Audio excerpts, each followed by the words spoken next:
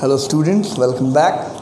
Let's start another poem to be taught in graduation degree 1. Tables turned by one of the greatest poets, or better say romantic poet, William Wordsworth. So this poem actually deals with the true nature's role as a teacher. Hindi में बताना चाहूँगा कि इस कविता के through William Wordsworth बताना चाहते हैं कि जो प्रकृति as a teacher role play कर सकती है वो कोई इंसान नहीं कर सकता है। वो कहते हैं कि दुनिया में अगर कुछ सीखना है, ज्ञान हासिल करनी है, तो रूम में बंद होने की ज़रूरत नहीं है, टेबल पर बैठ के पढ़ने लिखने की ज़रूरत नहीं है। इसका मतलब नहीं कि बिल्कुल ही नहीं, सबसे जो ज़्यादा हम सीखने का मौका मिलेगा जब हम खुली प्रकृति को देखेंगे, दुनिया को देखेंगे, पेड़ पौधों को निहारेंगे, जीव जंतु को देखेंगे, वो मिलेगी। तब हमें सच्ची जो है, क्योंकि विलियम वर्ड्सवर्थ के लिए प्रकृति जो है वो बिलविड है, टीचर है, नर्स है, गाइड है, फिलोसफर है एंड एवरीथिंग। ठीक है, एक वो क्या कहते हैं, एक पोएम के ज़रिए वो बताना चाहते हैं। हालांकि हर पोएम जो है उनकी वो नेचर बेस्ड होती है, तो इसमें ये बताना चाह रहे हैं कि अपने पहले ही लाइन में क्या कहते हैं, up up my friend and quit your books. चलो जगो, अप का मतलब यहाँ जगो, जगने का मतलब अपने ज्ञान की चक्षु को खोलना। और surely you will grow double, सारी किताबों को बांध दीजिए, छोड़ दीजिए, और मेरा विश्वास करिए आपके जो ज्ञान है वो डबल होंगे। Up up my friend and clear your looks, बस अपनी आँखों को, आँख का मतलब यहाँ हो गया विजन, दूरदर्शिता, ठीक है, को क्लियर करिए, साफ करिए। Why all this toil and trouble, इतनी ज़्यादा मेहनत, इतनी ज़्यादा परेशानी, अथक परिश्रम क्यों?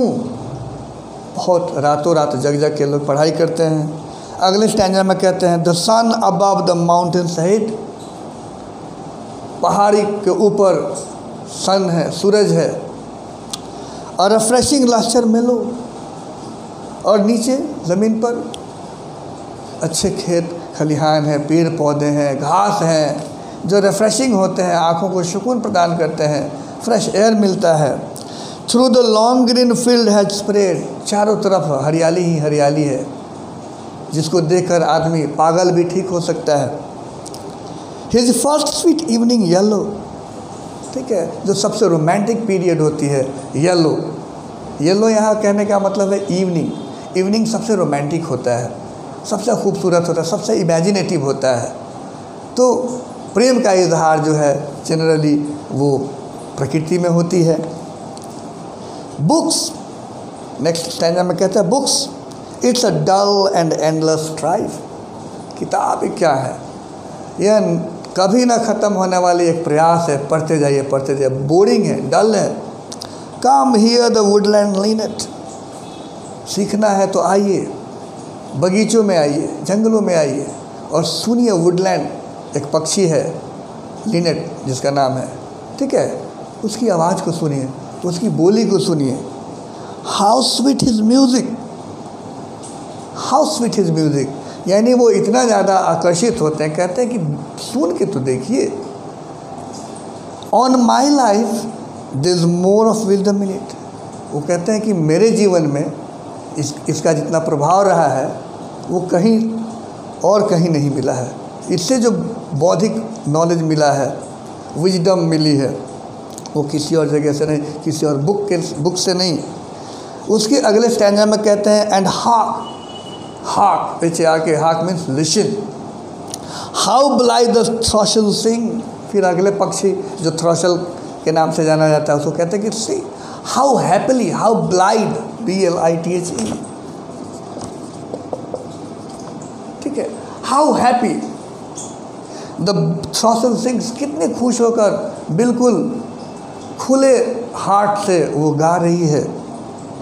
ही टू, ठीक है, he too is no mean preacher, वो पक्षी भी जो है वो कोई छोटा मोटा उपदेशक नहीं है, छोटा मोटा उपदेशक नहीं है, वो भी बहुत ज्ञान देता है, बहुत कुछ नॉलेज देता है, इंस्पायर करता है। क्या? कम fourth in the light of things, पहले दुनिया से साक्षात्कार तो ये आइए, देखिए प्रकृति को तो देखिए। Come in the light, let nature be your teacher, T with capital. पहले प्रकृति को अपना शिक्षक तो बनाइए, आपको बिना मेहनत का बहुत कुछ सिखा देगी, बहुत नॉलेज दे देगी, बहुत हृदय में आपको प्रेम भर देगी, और सबसे ज़्यादा वो इनोसेंसी प्रदान करेगी जिससे आप नेगेटिव नहीं होंगे, आप अपराधी नहीं बनेंगे। तो late nature be your teacher. अगले स्टैंजा में कहते हैं she has a world of ready wealth. खास बात यह है कि प्रकृति में हर चीज़ पहले से रेडीमेड, आपको कोई मेहनत करने की ज़रूरत नहीं है। इंसान चूँकि सिविलाइजेशन क्रिएट किया, बनाया, सभ्यता बनाया, समाज बनाया, संस्थाएं बनाई, और धीरे धीरे उनके खाने का जो ढंग है वो बदलते चला गया, पका पका के खाना। जब प्रकृति में जो इंसान के अलावा जो जीव जंतु हैं उनको खाना बनाने की ज़रूरत नहीं पड़ती, क्योंकि वो पूरी तरह से प्रकृति पर निर्भर रहते हैं, स्वच्छ खाना खाते हैं, फल फूल खाते हैं, इसीलिए वो स्वस्थ रहते हैं, स्वच्छ रहते हैं, किसी तरह की बीमारी नहीं होती है।